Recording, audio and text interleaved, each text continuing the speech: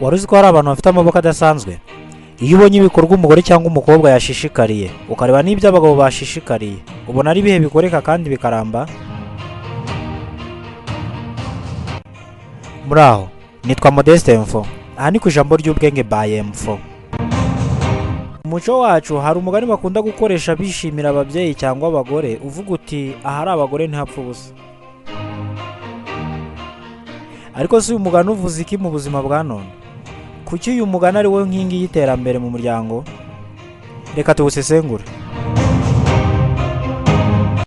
Niba utarakora subscribe, uyu ni wo mwanya wawe. Iyo uvuze ngo ntihapfa ubusa, bishatse kuvuga ko aho umugore ari hashobora kuba hari ibyago ariko akahazana ibyiringiro. Bishatse kuvuga ko aho abandi babona ubusa cyangwa ibintu bidafite akamaro, umugore asubiza ubuzima. Mu mateka yacu, umugore niwe wari uzi kubika ibyiza, akamenya gusaranganya ibike bihari bigahaza benshi. Uyu munsi uyu mugani uratwibutsa ko abagore bafite akamaro kandi ari bo bafite ya mpano yo kurerera. Kurerera ntabwo ari ukurera abana gusa, ni ukurera imishinga, ibitekerezo n'urukundo mu bantu bafite umunaniro cyangwa se bihebye. Iyi video nyituye buri mugore wese wumva ko ibyo akora ari bito. Wenda uri umubyeyi uri mu rugo, wenda uri umunyeshuri cyangwa se uri umuyobozi mu kigo gikomeye.